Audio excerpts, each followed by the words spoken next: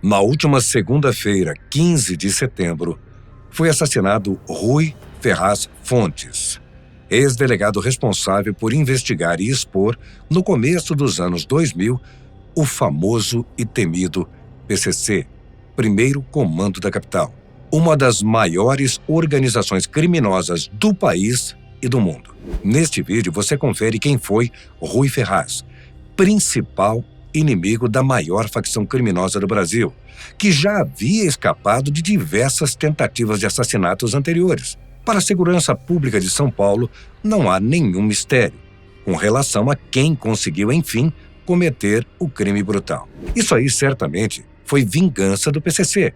Ele lutou muito contra a facção. Antes de pularmos direto para o crime, primeiro temos que entender quem foi Rui Ferraz e por que ele foi executado apenas por fazer um ótimo trabalho. Formado em Direito, Rui se tornou delegado no início dos anos 2000, atuando como chefe da Delegacia de Roubos a Bancos do Departamento Estadual de Investigações Criminais, a DEIC. E de lá, se tornou o primeiro delegado realmente a investigar o PCC. Ao todo, foram 40 anos atuando na Polícia Civil, que fizeram dele o maior especialista no PCC de todo o país. Rui Ferraz também atuou como professor de Criminologia e Direito Processual Penal e como professor de investigação policial. Ou seja, ele era ativo tanto dentro de sala de aula quanto no campo, com arma em mãos. Toda a investigação em cima de uma facção criminosa tão poderosa colocou um gigantesco alvo nas costas de Rui Ferraz. Além disso, em 2006, ele foi um dos principais idealizadores do projeto que colocou todas as lideranças do PCC em um presídio de segurança máxima, se consolidando como um inimigo feroz e mortal à facção. O promotor Lincoln Caquia, em entrevista à Globo News, o Rui era o policial do país que mais entendia de PCC. Trabalhou nessas investigações desde o início. Ele estava jurado de morte pelo PCC desde 2006 e foi um dos responsáveis pela ideia de transferir todas as lideranças do PCC para um único presídio, que era a Penitenciária 2 de Presidente Venceslau. O Rui foi um dos idealizadores dessa ideia naquela época. Mas se Rui foi jurado de morte em 2006, então por que só agora os bandidos atentaram contra a vida dele? Na verdade, por anos, os criminosos tentaram, sem sucesso, executar o ex-delegado. A primeira tentativa contra a sua vida aconteceu em 2010, quando os criminosos ligados ao PCC o esperavam na porta da 69ª DP em São Paulo. Na ocasião, os criminosos foram identificados, a rota foi acionada e conseguiu prendê-los. Os criminosos estavam portando um fuzil M16 e uma pistola Taurus 380, mas os ataques contra ele não vinham apenas de criminosos, mas vinham também através de pressões internas e transferências, ou seja, de um sistema muito maior. Ainda em 2010, depois de uma discussão com o então secretário de Segurança, Rui Ferraz, foi transferido para a 5ª Delegacia de Roubos a Bancos do DEIC. Pode até parecer uma simples transferência. No entanto, essa delegacia fica em um dos lugares mais violentos de São Paulo, ou seja, todos viram a transferência de Rui Ferraz como uma clara punição. E por que ele teria sido punido? Simples.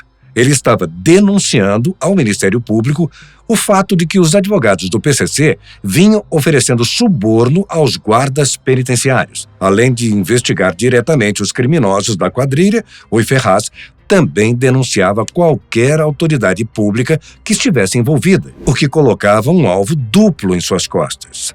As ameaças não pararam por aí. Muito pelo contrário, em 2012, enquanto estava pilotando uma moto, Rui Ferraz sofreu uma nova tentativa de assassinato. Desta vez, 2 sujeitos, um deles menor de idade, o abordaram disparando tiros contra ele. Rui reagiu, atirou de volta e acertou um dos bandidos que veio a óbito. Em 2020, novamente, Rui Ferraz foi vítima de uma emboscada quando estava na zona sul de São Paulo, em Ipiranga. Ele foi surpreendido por 2 criminosos em uma moto, como da última vez, e eles o perseguiram em seu carro. Assim como antes, ele reagiu.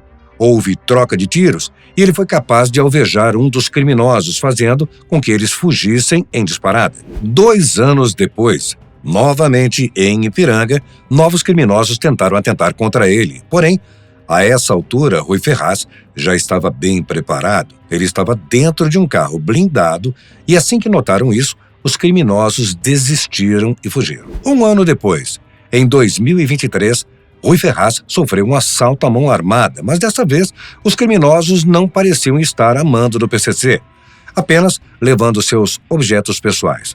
Os assaltantes fugiram com celular, joias e cartões de Rui Ferraz. E não demorou muito até que eles fossem presos em flagrante. Em determinado momento, após já ter sofrido e sobrevivido a tantas tentativas de execução, Rui Ferraz chegou a dizer que combati esses caras durante tantos anos e agora os bandidos sabem onde moro. Minha família quer que eu deixe o emprego em Praia Grande e saia de São Paulo.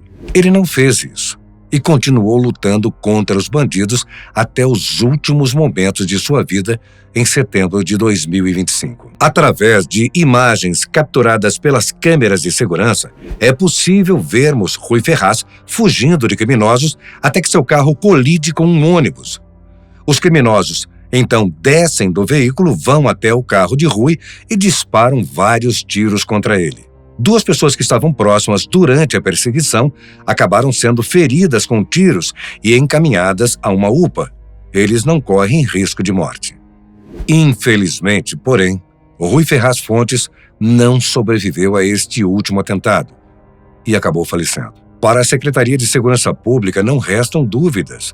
Foi uma vingança do PCC contra ele. O principal nome envolvido nessa execução, conforme apontam as investigações, é de Marco Williams Herbes Camacho, o Marcola, chefe máximo do PCC. Rui Ferraz foi um dos responsáveis pela prisão de Marcola e sua transferência para uma prisão de segurança máxima. E há quem acredite que, mesmo dentro da cadeia, ele tenha ordenado a morte de Rui. Os advogados de Marcola dizem que não. Ele está preso desde 2019 em uma penitenciária de segurança máxima, sob monitoramento integral. Acusá-lo é apenas alimentar narrativas midiáticas distorcidas. Além das investigações para prender e punir os responsáveis pelo crime, há ainda outro alerta sobre o ocorrido, feito pelo promotor Lincoln Gaquia. Rui Ferraz, após se aposentar, não contava mais com nenhum tipo de proteção do Estado.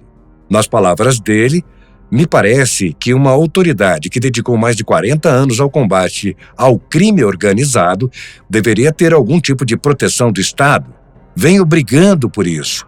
Não é pela minha situação, é por todos os policiais que já morreram em serviço. Rui, infelizmente, é mais um deles que viraram estatística do Estado. No momento, as investigações atrás dos criminosos continuam, com Guilherme Derrite, o secretário de Segurança Pública, anunciado ter deslocado mais de 100 policiais para a região atrás dos responsáveis pelo crime. O carro utilizado para a execução foi encontrado em chamas, mas apesar disso, a polícia já identificou um dos responsáveis. Durante as entrevistas, ao falar sobre o suspeito, Guilherme Derrite chegou a dizer que é um indivíduo que já foi preso várias vezes pelas forças policiais.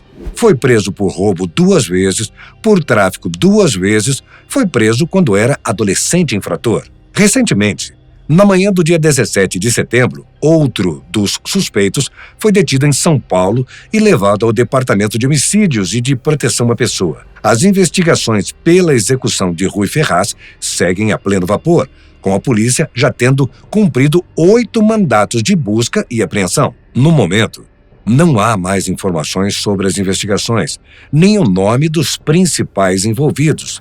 Mas de uma coisa a polícia de São Paulo parece estar convicta. Mesmo que os líderes do PCC neguem a autoria do crime, tudo aponta para eles, para um crime de ódio e vingança.